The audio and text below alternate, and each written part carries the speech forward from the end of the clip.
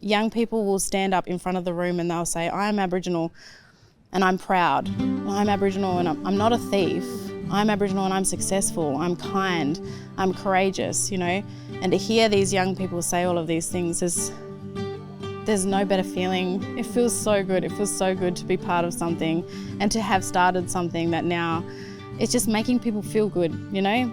And it's creating space for our mob where our mob have never really, you know, felt like they belonged. So yeah, it is very personal.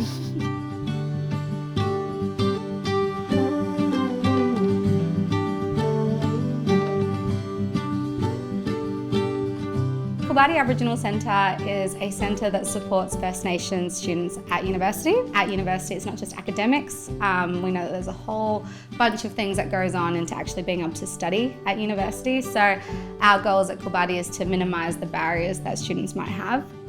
The Coolbardie Schools Workshop program was created because we could see that Aboriginal students weren't coming from high school into university, and so we brought an amazing staff member on board who established and created this program. And I made it my business to really sift through every bit of research that has been done on young people, Aboriginal young people and high school retention. And what I found was the barriers were that they were feeling isolated, that they were experiencing racism, that they had a lack of access to role models, you know, that university wasn't something that they've seen in their community, so maybe they're the first in family. I decided that it would be a really good idea to start teaching kids about those things. Like, let's talk about racism. Let's tell some stories of some role models in our community. So we run 3 workshops in local high schools within the Perth metropolitan area. Each and every class that we do, we share a piece of content about our personal lives. A lot of the time, when I was younger, because of the colour of my skin, I wasn't necessarily associated with being Indigenous. And I remember thinking about going into teaching this for the first time. I felt that kind of disconnect, and I was actually encouraged to speak about that because students would relate to that. And the first time I did speak about that, I saw several students actually nod their head in agreement as if they had also faced this struggle. And it was good to share my story and then have that relatability and see them realise that they too are going through the same struggle and that I could help them overcome that as well. Once you've picked your goal and your dream, I want you to think about 3 steps to get to that goal. Some of you guys may already be on that. And you know, we look at these kids and a lot of them have so much potential, and I think to break those stereotypes down and show them examples of people that have done that before them, it's really good to kind of, see the penny drop with the kids and have them realise that uni is something that they can do in the future. And then my third goal is getting into and graduating from WAPA. Yeah, awesome. I've run in the Olympics. Yeah. I want to get into the AFW, but if that doesn't work out, I want to start a mentor program for little Indigenous communities.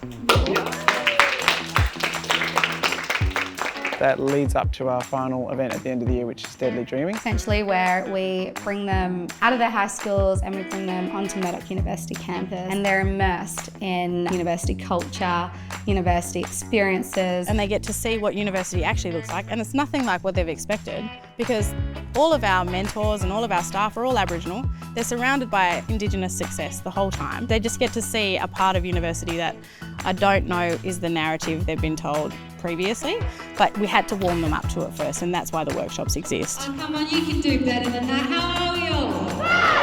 Think about it, guys. It is the last week of school. You're not at school. You're here. It's time to have some fun, okay? Is that all right? I know that uni can be is really scary, especially being an Indigenous an Indigenous girl. So seeing other Indigenous people not only be in uni but thrive is it's really inspiring to see. Yeah. The Deadly Dreaming program at Murdoch is absolutely amazing. It supports our students for their future so that they know that when they do leave high school, there is something, there's support there for them for whatever their goals might be for when they've left high school. There have been many moments where I have realised that this program is working. One really good one for me would be, we have a student here now who's a staff member, and he was actually in the school program, and he got offered to go to a more elite university, and he said, I don't want to go to that university, I want to go to Coolbardie. And when we asked him, why did you choose us? He said, because because I loved the workshops. He knew that if he goes to Murdoch, he's going to feel like he's at home. He's going to get that feeling of Nana's house and feel like he's with his family. That for me was pretty cool. My sort of initial impression of Coolbardie was that it looked from the outside like it was a little family. And that hasn't changed at all, except for the fact that now I see it as a family that I'm a part of. And I mean, one thing I was massive on when I chose to come to Murdoch was I sort of said to my parents, Coolbardie just feels like Nan's house. The workshops that are run out at the high schools, it provides a really great opportunity, just to be with mob, be with your peers, blackfellas as well. But also as well, the workshops are really, I think at least, they're really important in that it's content that's not delivered in schools. You're talking about themes that your teachers aren't going to talk about day to day.